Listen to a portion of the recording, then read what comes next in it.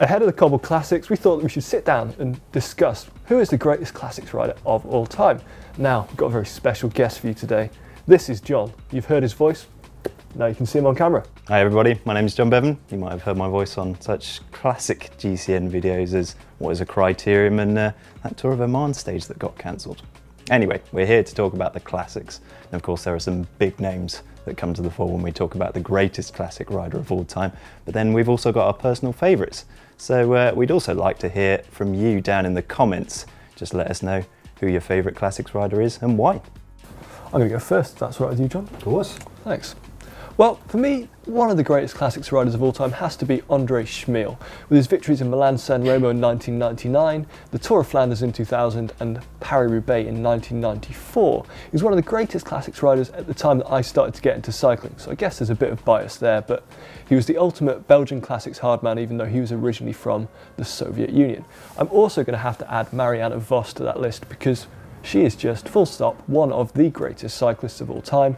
The women don't have any monuments as such, but they have plenty of really hotly contested one-day races. And Vos has won a Tour of Flanders, she's won 3 World Road Race Championships, 4 Flèche Wallones and 2 GP Plouets. So basically more wins than most male professional road teams would expect to get in the time of her career.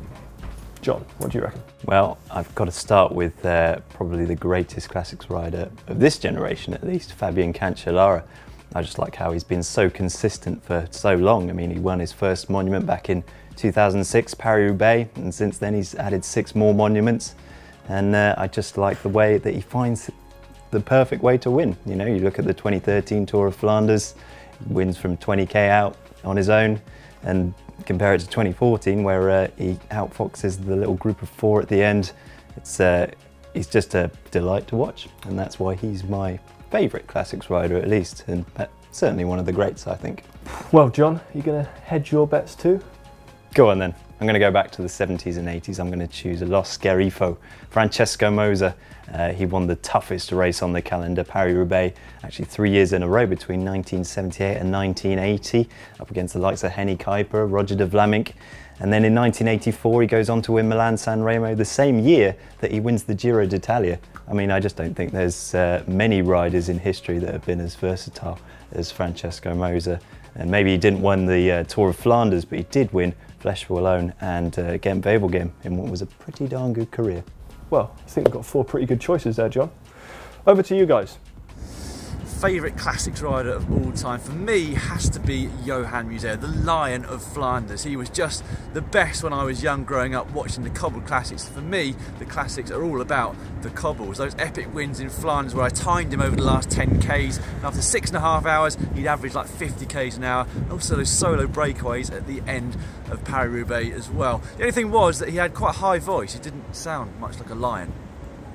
It's very easy to get all misty-eyed about riders from days gone by, but I think actually one of the greatest classics riders of all time is right under our noses, and that is Tom Bonin. His record speaks for itself: 3 Tours of Flanders victories, 4 Paris-Roubaix, 5 E3, and not to mention the fact that it's arguably much harder to get these victories in the modern era, given how much riders are having to specialise these days. So Tom Bonin, I think history is going to judge him very favourably indeed. Well, the king of the classics for me, undoubtedly, is Belgian Eddy Merckx, otherwise known as the Cannibal. Now, his list of Palmares victories speaks for themselves. Check out this: 2 times a winner of the Tour of Lombardy, 2 times a winner of the Tour of Flanders. Add to that 3 victories in the Hell of the North, Paris-Roubaix, and then 5 wins in Liège, Bastogne-Liège, and a quite incredible 7 victories in La Primavera, Milan-San Remo. Now that list of victories just speaks for themselves.